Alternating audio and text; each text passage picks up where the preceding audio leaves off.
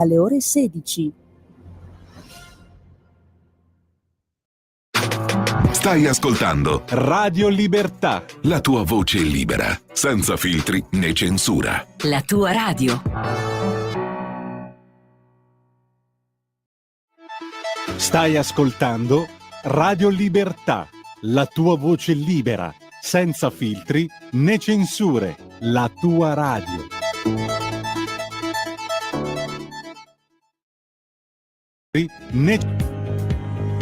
Va ora in onda la rassegna stampa.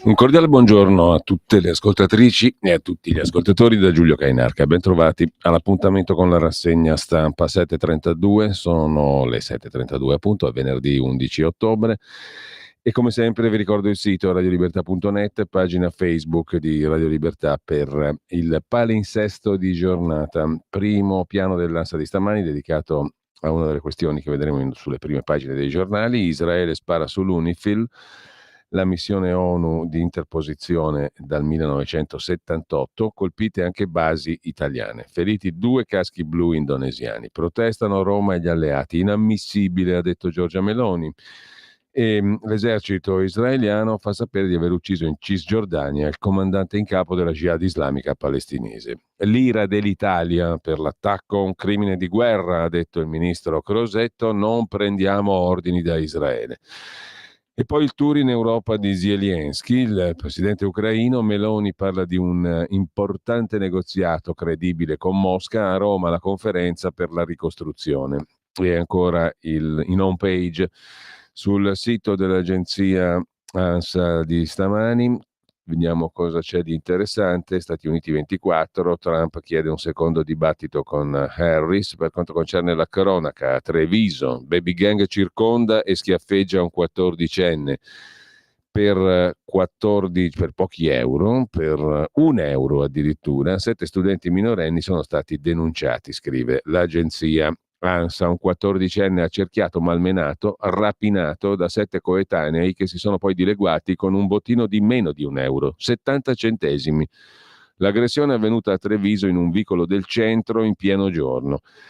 Il ragazzo era appena uscito da scuola, si stava incamminando verso casa. Sul suo percorso un gruppo di coetanei, 7 giovani tra i 15 e i 16 anni, uno dei quali si è parato contro come un bravo manzoniano che gli ha chiesto con insistenza del denaro. La vittima si è guardata nelle tasche, ha risposto di non avere nulla con sé. A quel punto è stato circondato, minacciato e intimorito da altri del gruppo, uno dei quali, per costringerlo a rispondere alla richiesta fatta, gli ha sferrato un paio di sberle a mano aperta. Impaurito, il 14enne si è lasciato mettere le mani in tasca dagli aggressori, che hanno trovato 70 centesimi e poi si sono allontanati. Lo studente si è divincolato, è fuggito e è arrivato a casa. Ha raccontato tutto ai genitori, che hanno chiamato il 113 e si sono recati in questura per sporgere denuncia. La polizia aveva inviato sul posto 2 volanti che hanno rintracciato i componenti del gruppetto di violenti.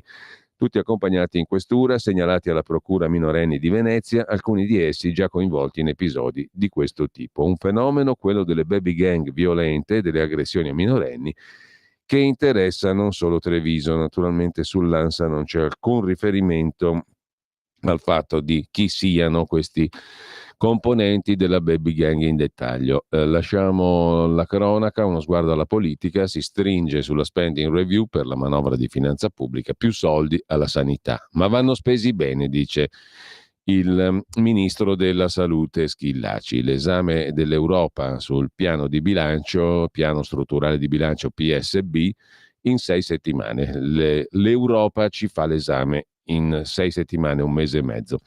Lasciamo l'agenzia ANSA e andiamo a vedere la prima pagina di Avvenire. Israele spara sull'ONU, colpito il centro UNIFIL di Naqoura e alcune delle basi dove operano anche militari italiani, feriti 2 indonesiani. La condanna della comunità internazionale e il ministro italiano della difesa Crosetto che dice è escluso l'errore, questo è un crimine di guerra. E ancora in prima pagina su Avvenire, Meloni conferma la linea sull'Ucraina. Zelensky dalla premier italiana dopo Starmer, Gran Bretagna e Macron. Francia, appoggio incrollabile, dice anche Meloni. Oggi il presidente ucraino dal Papa. Per Mosca 600.000 caduti, feriti in battaglia e sul fronte compaiono anche i nordcoreani.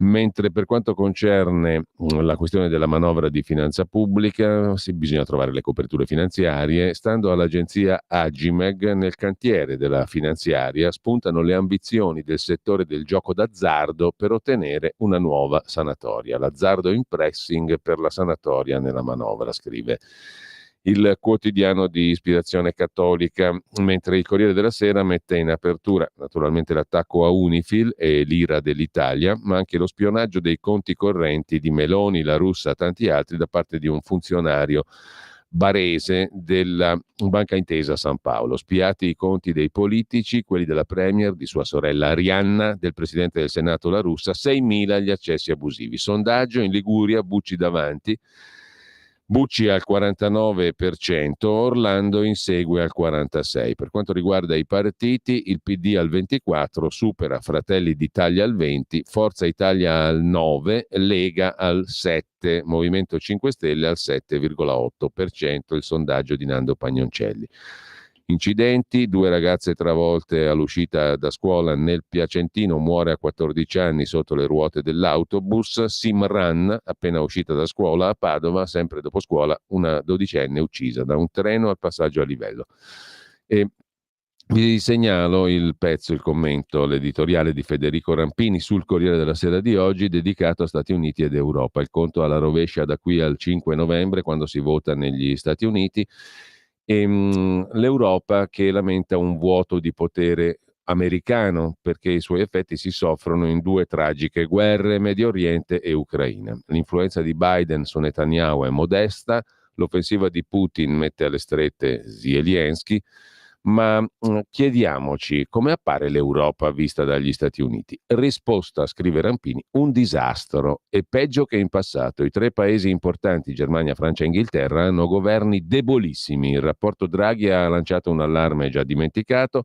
Berlino ha rotto la solidarietà europea verso la pressione cinese, ha votato contro i dazi sulle auto elettriche made in China, segnale di divisione molto pericoloso, scrive Federico Rampini in prima pagina sul Corriere della Sera, pagina 28 il prosieguo, e l'Italia fa eccezione per la stabilità di governo, ma non è mai stata vista dagli Stati Uniti come un peso massimo. Inoltre, la persistente debolezza negli investimenti italiani per la sicurezza non aumenta la sua influenza.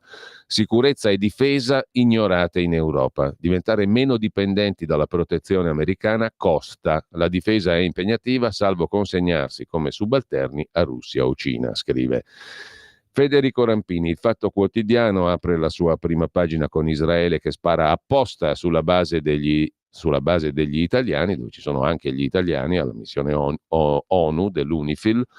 A Livorno l'assessore Lenzi teneva lo champagne pronto per quando chiuderà quella fogna di giornale del Fatto Quotidiano. Ieri si è dimesso, tenevamo giusto lo champagne pronto. Scrive, controbatte il Fatto Quotidiano. Servizi segreti, Crosetto sospetta anche dell'AISI, l'Agenzia per la Sicurezza Interna, Zelensky in tour. E poi Meloni querela, gli agenti mi portano via all'alba. Un giornalista di Gossip si è un po' incazzato. Campania, i democratici a Elly Schlein su De Luca, decidiamo noi.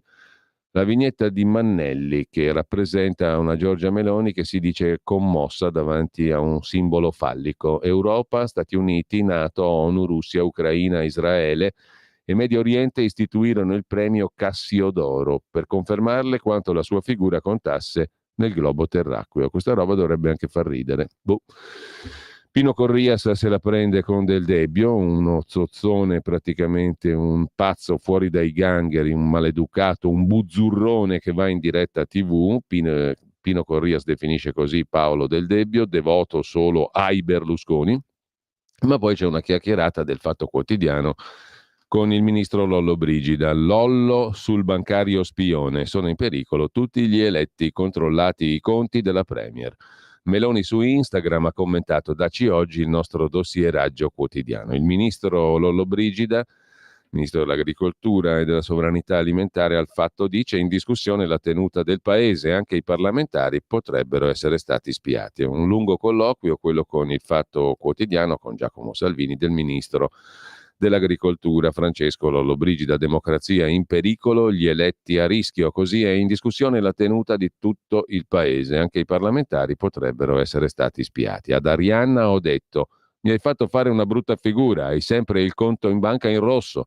Sulla Corte Costituzionale il Colle si rivolga alla sinistra, un errore fermare la vigilanza Rai. La questione è quella degli accessi abusivi ai conti, spiate anche le sorelle Meloni, da un funzionario di Banca Intesa San Paolo, poi vedremo chi è, su Repubblica. Da segnalare ancora in prima pagina Fassino che paga 500 euro ed esce dal processo sul profumo rubato all'aeroporto, multa e archiviazione, ma lui dice: "Non ho rubato niente, ero al telefono, ho messo il coso in tasca per pagarlo dopo, e un funzionario solertissimo mi ha subito segnalato", e poi da lì è dato tutto il casino fino alla polizia. Ad ogni modo, Nordio e i suoi fratelli è il titolo invece del commento di Marco Travaglio. Non sarà un granché per i giuristi chiamati a decrittarla, per i magistrati e gli investigatori costretti ad applicarla, ma per i criminali destinati a beneficiarne, la nuova legge Zanettin, passata in Senato col via libera di Nordio e i voti delle 3 destre ufficiali, FDI, Lega, FI, e di quella ufficiosa, Italia Viva, Renzi, è uno spasso. Le intercettazioni non possono durare più di 45 giorni. Perché 45, non 46, 44, 37, 72? L'ha deciso Zanettin, forse tirando i dadi. Quindi le indagini preliminari possono durare fino a 2 anni. Ma dopo il primo mese e mezzo i PM e i poliziotti devono staccare la spina e proseguire come un secolo fa, con pedinamenti, adocchiamenti col binocolo e origliamenti dietro le porte, mentre i delinquenti le tecnologie seguiteranno a usarle tutte, a meno che non siano così sportivi da venire incontro allo Stato che li combatte con le mani legate dietro la schiena per proseguire la gara ad armi pari. L'anonima sequestra e rapisce un bambino? Per evitare di essere intercettati e localizzati, i rapinatori dovranno tenerselo e starsene muti per 1 mese e mezzo, e solo allora, 46esimo giorno, chiamare i parenti per chiedere il riscatto lontano da orecchi indiscreti. Vi indagano per stalking, molestie, resistete, lasciate in pace la ragazza per 1 mese e mezzo, poi quando la procura stacca la spina potrete ricominciare. Un tizio intercettato da 45 giorni dice a un amico che sta per ammazzare qualcuno, insomma, la mette giù dura. Travaglio gli risponde Felice Manti indirettamente sul giornale: è applicazione di una norma europea. Vedremo dopo. Intanto, a proposito, andiamo a vedere il giornale. Apertura con la foto delle sorelle Giorgia e Arianna Meloni, spiati i conti in banca delle sorelle. Israele spara sui soldati italiani, ira del governo. Colpiscono noi per colpire l'ONU, ma non si fa, è il commento di Gian Michalessin. Incidenti intollerabili, inaccettabili per il governo italiano, in contrasto con il diritto internazionale, in violazione della risoluzione 1701, potrebbero costituire crimini di guerra. Sono le parole del ministro della difesa Crosetto, che raramente parla a caso e non l'ha fatto neppure ieri. Le esternazioni dirette al ministro israeliano Gallant e all'ambasciatore israeliano a Roma non esprimono solo lo sdegno del governo davanti al tentativo israeliano di giocare al tiro al bersaglio con i nostri caschi blu. In quelle parole si cela la rabbia per un gesto che punta a ottenere il ritiro dell'UNIFIL e garantire mano libera all'esercito israeliano. Quell'attacco non si spiega altrimenti. La postazione ONU, contro cui ha tirato un tank Merkava, È ben conosciuta perché usata negli anni per incontri trilaterali. Vi partecipavano anche esponenti israeliani. Un attacco del genere non è giustificato neanche dalla Credine nei confronti di una missione ONU accusata dal governo Netanyahu di non aver fermato i missili responsabili dell'esodo di 70.000 israeliani.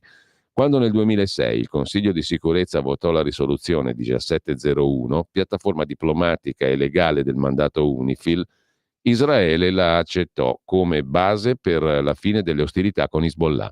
Già allora si sapeva che l'esercito libanese, cui spetta in base alla risoluzione 1701 il compito di bloccare le armi di Hezbollah, difficilmente avrebbe potuto adempiere al compito.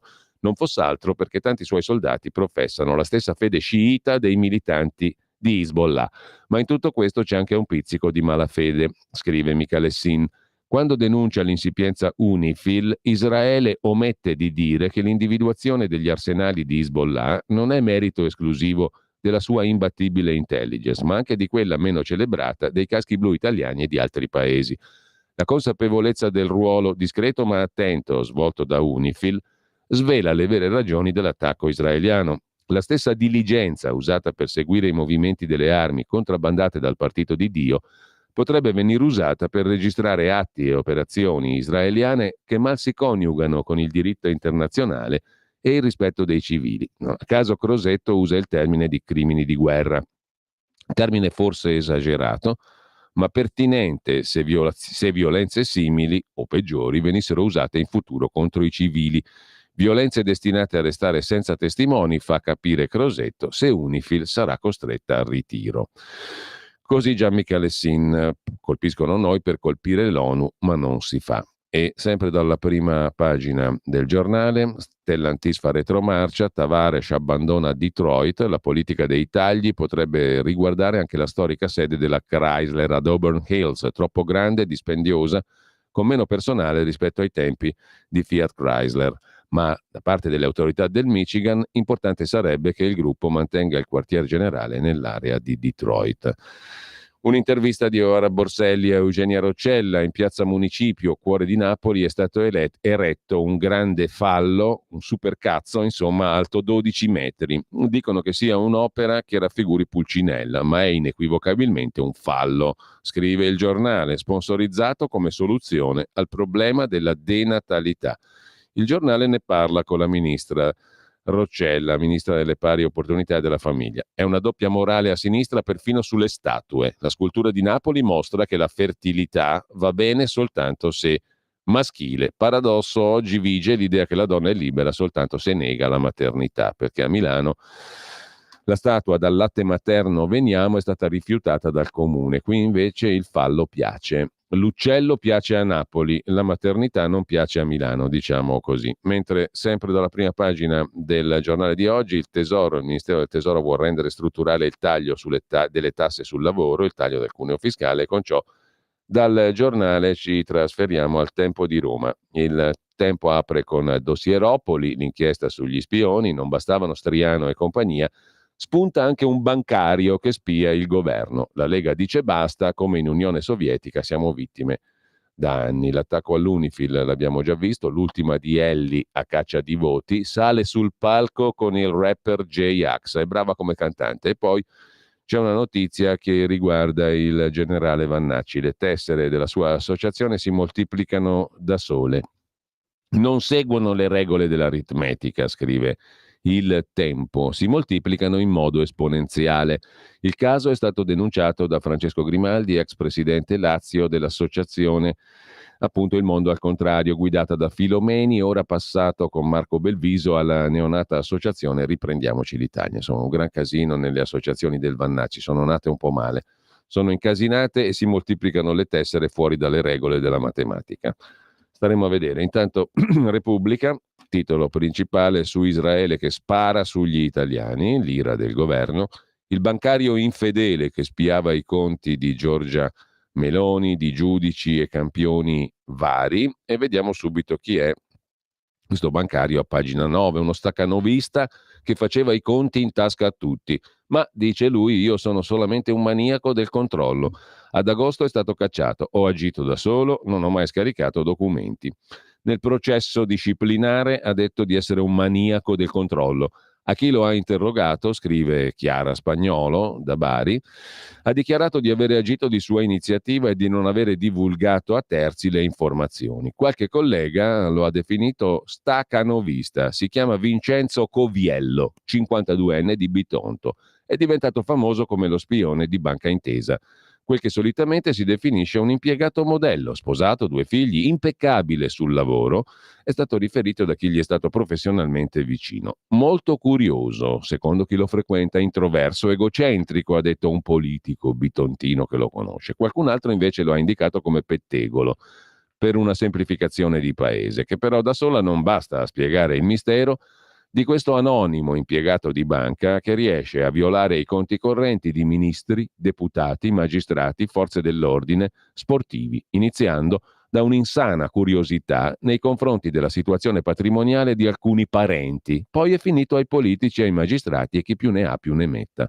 Nell'istituto di credito per cui lavorava si vociferava da tempo. Nel procedimento disciplinare di cui è stato protagonista, ad agosto è stato licenziato, sarebbe stato lo stesso Coviello a cercare di discolparsi, dicendo di essere un maniaco del controllo. Il 52enne ha ammesso ciò che ha fatto. Non ho più fatto interrogazioni da ottobre 23, dopo essere stato richiamato dal direttore.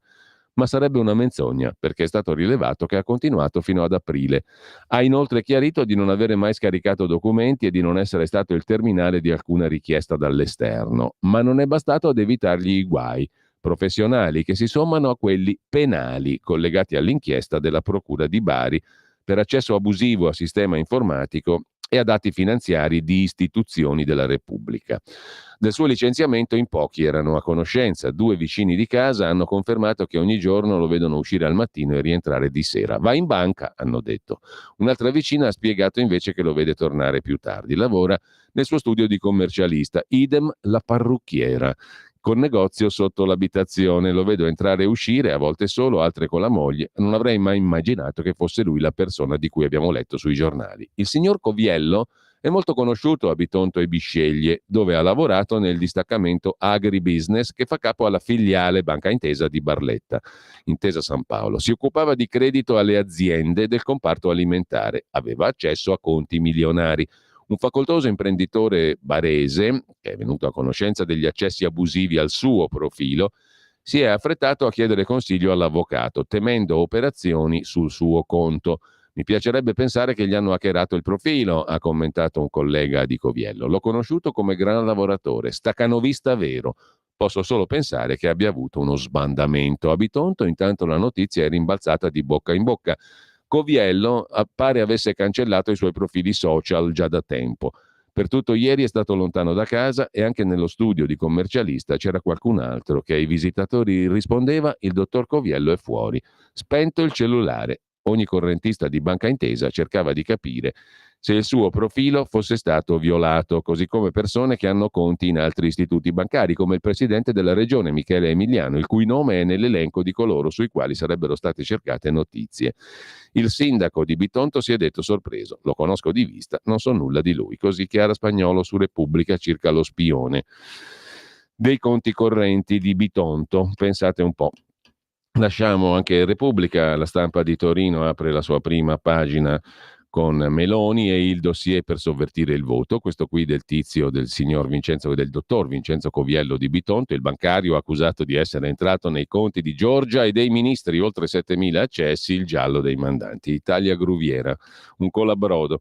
Ma poi c'è spazio in prima pagina sulla Stampa per Pier Silvio Berlusconi, i timori di Mediaset sulla linea del governo e la voglia di politica, il retroscena di Ilario Lombardo, i tagli alle detrazioni e deduzioni fiscali, non è nuova la cosa, il piano del Ministero del Tesoro, Marcello Sorgi che insorge per fare il giuoco di parole col suo cognome: toglieteci il sospetto di essere tutti spiati. Il mercato dei ricatti, i cyber spioni, i clan, uno che se ne intende, ne parla sulla Stampa Gianluigi Nuzzi. E con ciò lasciamo la prima pagina della Stampa. Ci rimane da vedere La Verità. La Verità apre con Israele che spara sui nostri soldati, il governo parla di crimine di guerra e poi Maurizio Belpietro sulle spiate continue e caccia grossa alla destra, sostiene il direttore della Verità. Per il dossieraggio contro il governo non scatta l'allarme democratico. La serie di casi emersa nei mesi dimostra che la caccia grossa verso il governo di centrodestra è in corso. Qualcuno cerca argomenti per colpire la maggioranza col supporto di alcuni giornali. Le foto di Gianbruno, moroso di Giorgia Meloni, le due sorelle Meloni. Indagato il bancario, ex ormai, che spiava i conti del premio della sorella. Ma c'è un'altra storiaccia sulla Verità in primo piano. Giacomo Amadori, giustizia e politica, l'ex pubblico ministero Scarpinato, beccato ad aggiustare un'audizione in commissione antimafia di un indagato. Il magistrato in pensione Scarpinato, eletto al Senato con i 5 Stelle, è stato intercettato dalla procura di Caltanissetta mentre concordava domande e risposte con l'ex magistrato Gioacchino Natoli, uno di quelli indagati per non aver seguito il dossier mafia appalti alla procura di Palermo. Una storiaccia raccontata in dettaglio a pagina 2 da Giacomo Amadori sulla Verità. L'ex PM grillino, appunto Roberto Scarpinato, 72 anni, oggi senatore 5 Stelle, beccato ad aggiustare l'audizione di un indagato in commissione antimafia. A centropagina c'è un'altra commissione Covid, se ne occupa Francesco Borgonovo, scoppia lo scandalo Conte, Giuseppe Conte si è infilato nel gruppo di indagine parlamentare per non farsi ascoltare, un precedente che rischia di dargli l'immunità. La palla in mano alla Russa e a Fontana. E ancora dalla Verità, la Francia ci dava dei vomitevoli, ora vuole togliere le cure ai migranti. Il neo ministro dell'interno pare Salvini, il nuovo governo archivia gli isterismi del governo precedente Attal per il rifiuto italiano di accogliere le navi dell'ONG, ci definirono vomitevoli, i francesi definirono così gli italiani. Ora il nuovo governo pensa a tagliare la copertura sanitaria totale per i clandestini. Il ministro dell'interno appena insediatosi in Francia non esclude altri duri interventi contro l'invasione migratoria. Stellantis perde altri pezzi, scrive Claudio Antonelli, sempre in prima pagina sulla Verità. Il PD si accorge della fuga dall'Italia.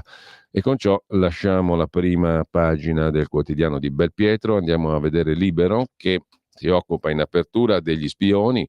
La fogna della Repubblica, una rete di spioni per colpire il governo. Il lungo pezzo, pagina 2, pagina 3, di Daniele Capezzone. Il caso Striano non è isolato, è dossieraggio di massa. Chi c'è dietro? A Bari un bancario violava i conti correnti delle sorelle Meloni. È la fogna della Repubblica, gli spioni per colpire il centrodestra, scrive Capezzone, governo nel mirino. La centrale orchestrata dal tenente della finanza Striano è il più grave episodio di dossieraggio degli ultimi 60 anni. Un ricatto politico su larga scala. Nelle carte particolari inquietanti. Le istituzioni prendano di petto la questione. Tutto ciò che ho fatto, ha detto Striano, l'ho fatto per lavoro, ne vado fiero e tutto il resto. Insomma, la rete di spioni per colpire il centrodestra. In primo piano anche Ellis Line che canta con J-Ax. Ironia del web, gelo del PD. E se avesse sbagliato mestiere, si domanda Salvatore Dama. I nostri soldati non si toccano, intima il direttore responsabile, Mario Secchi. E poi le trame di Beppe Sala per guidare il centro-sinistra. Francesco Specchia se ne occupa in prima pagina.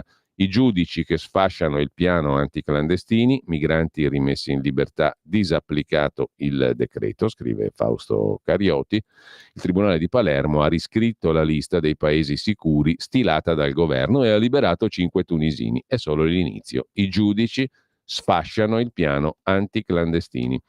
L'ennesima picconata alle politiche di contrasto dell'immigrazione irregolare, scrive il quotidiano Libero, che lasciamo. Adesso credo possiamo anche andare in una piccola pausa, un po' di musica anche delle ore 8 e poi vediamo le prime pagine rimasuglie. I miei segni sulla schiena sono nei della memoria, ho la pelle morbida, lo dicevi verso sera, ogni tanto penso ancora, se non fossi andata a scuola non avrei capito bene quanta merda. Porta con te ovunque Radio Libertà. Scarica la app per smartphone o tablet dal tuo store o dal sito radiolibertà.net. Cosa aspetti?